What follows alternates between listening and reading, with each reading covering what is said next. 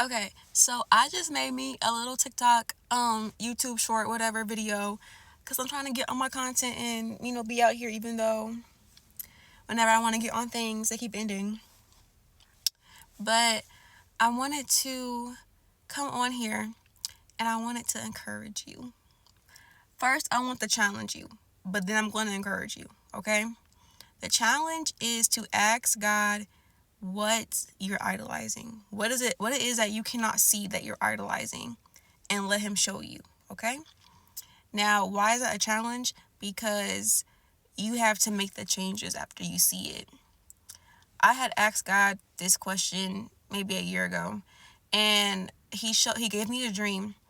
And the dream was I seen a really handsome man at like a glimpse. It was like a second.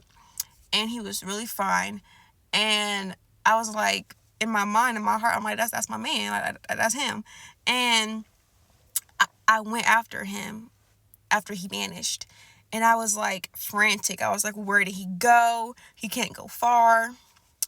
And I woke up and I'm like, what was that? I'm like, what was that? And he was telling me that my idol was waiting for marriage, waiting for a man, waiting for a romantic partner was my idol. And I cried I cried so hard when I realized it, because I was like, God, what? And I'm like, first of all, I don't know why I was surprised. But then I was like, no, because that means like, really though? Because at this point, I was just getting into the terminology and learning what like an idol was, and learning why it's not good to put above God. And I was learning everything, and I'm like, I want to put him first. And at that time, I was really attached to just having somebody, just having my own friend, having my own person, having someone that's interested in me. I was just really into having my own people. And he and I worked on the roots of that, and we dug it all up because it was in the way. It was in the way of me and Christ. When it's supposed to be something that Christ brings me, and we all have it, we all are together, the three of us, not something that I go find and then abandon Christ when I'm entertained. And that's how I was doing it. So the challenge isn't to ask him. You can ask him whatever you want. But the challenge about that is how you change and how you go forward after you accept that you have this idol, this problem, and how to demolish it. How to put God first again. That's a challenge. Now, the encouraging part is that whatever God reveals to you, you're not the only one with that problem. You're not the only one idolizing it. You're not the only one who struggles. You're not the only one who's going to be upset with yourself, and you realize that's the idol that he showed you. And you can come out of it. You can be delivered.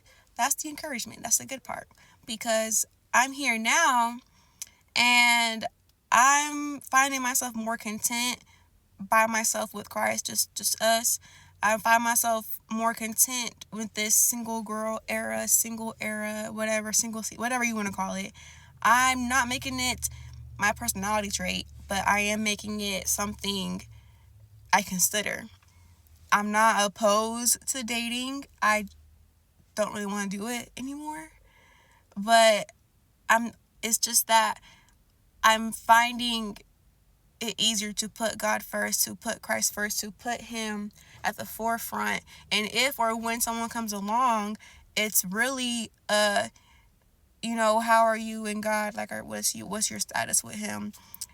What do you believe in? And if they just say God, then I ask, okay, what about Jesus? And then if that scares them, that's how I know it's up. But before, I wouldn't be able to do that. Before, it was just, oh, okay. Well, he said. But now, I need to see that fruit. I need to see that it has been produced. I have to see that you bear it. And I have to know that you're not just saying stuff and just going on about your day. trying to turn me out, you know. So that's my challenge. That's my encouragement. I hope you come through with that. And if you have already, and you have the same, you had the same idol, you had the same problem, and you overcome it. Let me know how fast that worked for you, because we're still working, but a lot of the work has been done already.